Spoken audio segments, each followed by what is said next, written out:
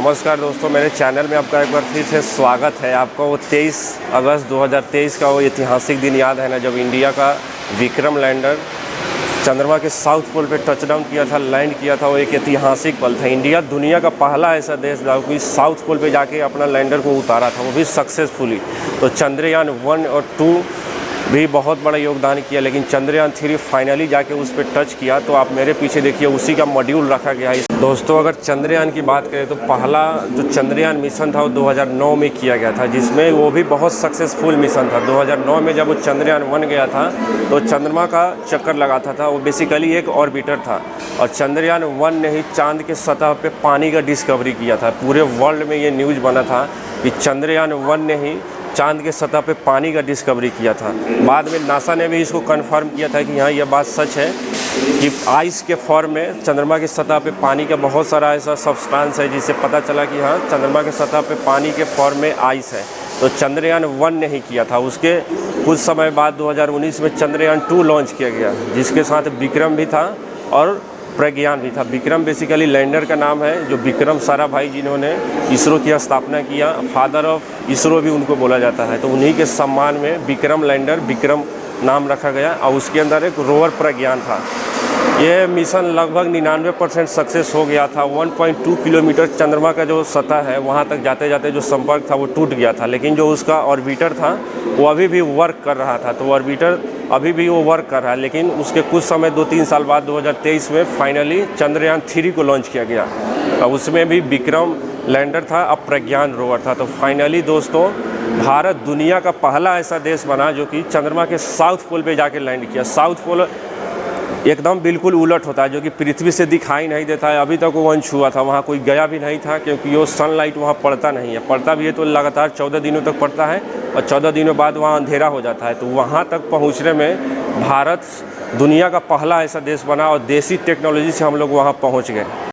इस लैंडर की बात करें तो दोस्तों, ये लगभग 1700 किलोग्राम तक का होता है, और इसी के अंदर जो आप वो खाली जगह देख रहे हैं, उसी में रोवर जो प्रज्ञान होता है उसको रखा जाता है।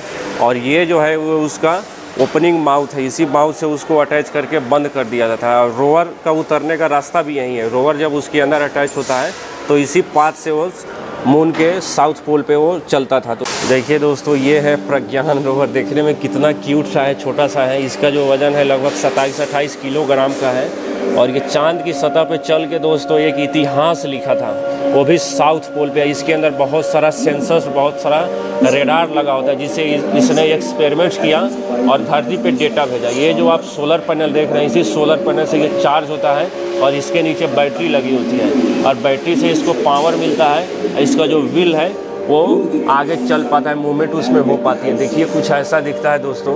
ये कितना देखने में क्यूट है, और छोटा सा ही है। रोवर प्रज्ञान में जो कैमरा लगा होता है वो अलग तरह का कैमरा होता है। वो नाइट विजन से भी एडवांस होता है। उसको यहाँ डेमोस्ट्रेट किया गया है कि उसका जो कैमरा होता है वो मून के सरफेस पे कैसा दिखता है, बाद में उसको कैसे इन्हेंस करके अच्छा बनाया जाता है। तो यहाँ पे देखिए दोस्तों, ये जो आप देख रहे हैं, इस लाइट के माध्यम से अगर आप इसमें देखेंगे तो कुछ ऐसा दिखता है दोस्तों।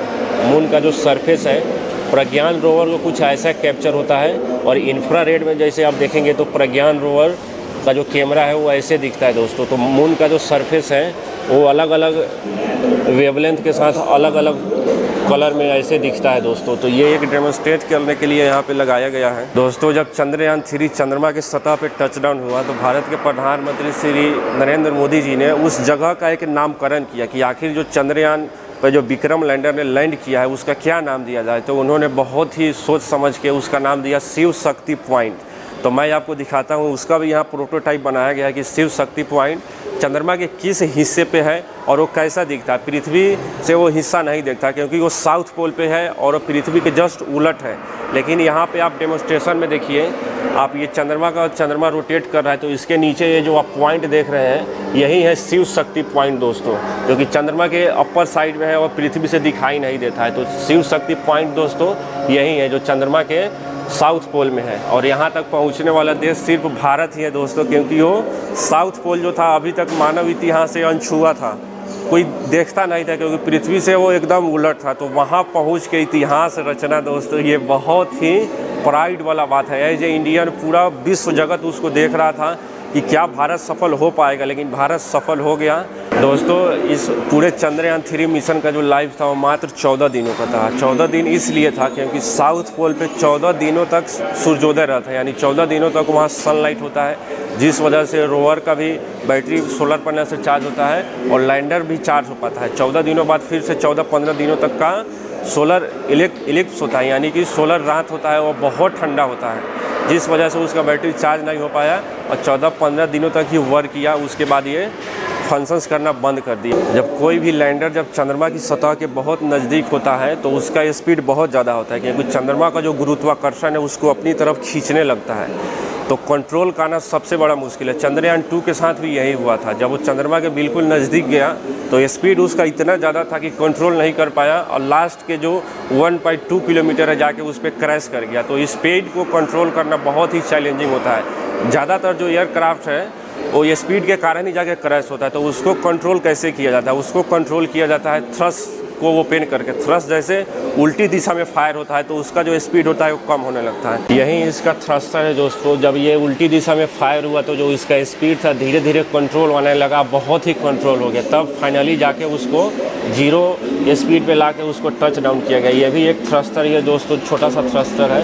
और जैसे ये कम होता है तो ये आप देखिए, ये इसका पैर है। जब चंद्रमा की सतह पर ये टच डाउन हुआ तो पूरे मानव समाज में एक लहर फैल गई कि धरती के साउथ पोल पे भारत पहुंच गया और वहां से जो भी डेटा है वो अंतरिक्ष की दुनिया में आगे फॉरवर्ड किया गया।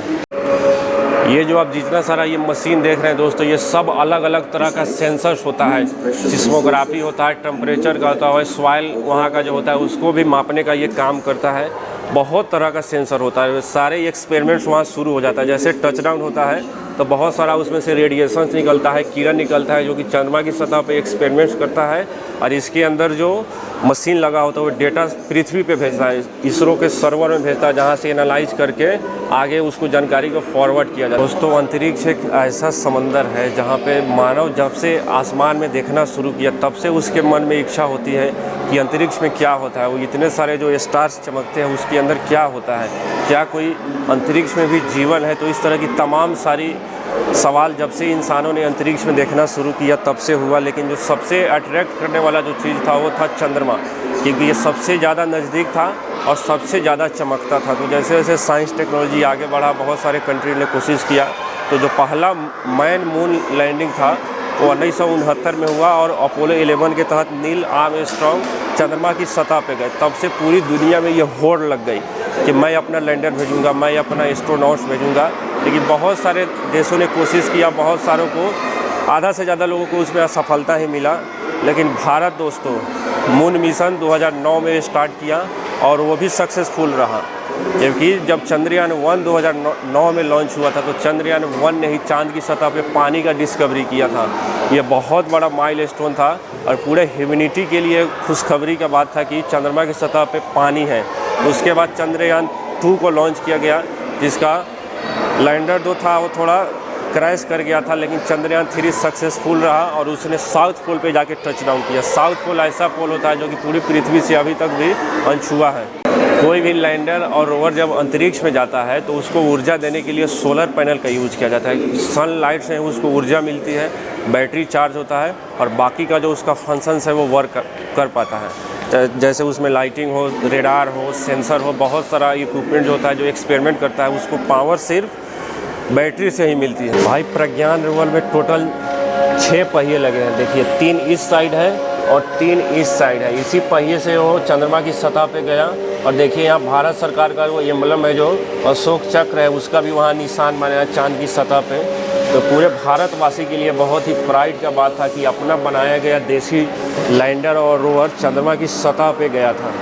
आप देखिए यहाँ पे कितने तरह का सेंसर है, सेंसर 2, सेंसर 1, स्टार सेंसर, बहुत सारा सेंसर है दोस्तों, जिसका अलग अलग फंक्शंस होता है, अलग अलग वर्क होता है और फाइनली ये चंद्रमा की सतह पे एक्सपेरिमेंट्स करता है। दोस्तों आखिर चंद्रमा को लेकर साइंटिस्ट की दुनिया में इतना उत्सुकता क्यों लगा था, लोग इसको इतना एक्सप्लोर करना क्यों चाहता है? क्योंकि चंद्रमा जो है पृथ्वी का सबसे नियरेस्ट सैटेलाइट है और चंद्रमा के सतह पे हीलियम 3 है। हीलियम 3 बहुत ही पावरफुल एक ईंधन होता है दोस्तों। जैसे हाइड्रोजन हो गया, उसके बाद हीलियम 2 हो गया, तो हीलियम 3 चंद्रमा के सतह पे है, तो उसका डिस्कवरी, और अगर वो पृथ्वी पे आ जाए तो बहुत बड़े मात्रा में ऊर्जा का खपत उससे पूरा हो सकता है।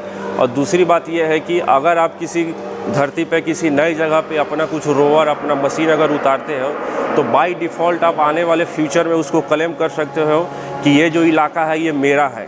तो जैसे जैसे चाइना और अमेरिका आगे बढ़ रहा है स्पेस एक्सप्लोरेशन में, तो अपना देश जो है वो भी उसी के टक्कर में आगे बढ़ रहा है। कुछ माइलस्टोन भारत ने ऐसे किया है जो कि वो लोग भी अभी तक कर नहीं पाया, वो भी फर्स्ट टाइम। ये जो आप पर्टिकुलर चीज़ देख रहे हैं, ये प्रज्ञान रोवर को उतरने का ये जगह भी है, और ये ओपनिंग माउथ भी है, गेट की तरह होता है, ये बंद हो जाता है, और इसी के टॉप पे जो प्रज्ञान रोवर था उसको अटैच किया गया था और बंद कर दिया गया था। जैसे ये ओपन हुआ तो इसी पाथ से जो प्रज्ञान रोवर है और चंद्रमा की सतह पे उतरा था। देखिए पूरा उसके लिए पाथ बनाया गया है, क्योंकि वो आसपास गिरे नहीं, तो इसी पाथ से उसको उतारा गया था सक्सेसफुली। तो आने वाले समय में बहुत सारा ऐसा प्रोग्राम होने वाला है, मंगलयान 2, शुक्रयान, और सबसे इम्पोर्टेंट जो मिशन है इसरो का आने वाला गगनयान। गगनयान में इसरो लगभग 3 से 4 साइंटिस्ट को स्पेस में भेजने वाला है। तो दोस्तों हमारा ये वीडियो आपको कैसा लगा नीचे कमेंट में बताइए। चैनल को सब्सक्राइब करिए, लाइक करिए, दूर दूर तक शेयर करिए। इस तरह साइंस का और भी बहुत सारा टॉपिक में वीडियो बनाने वाला हूँ,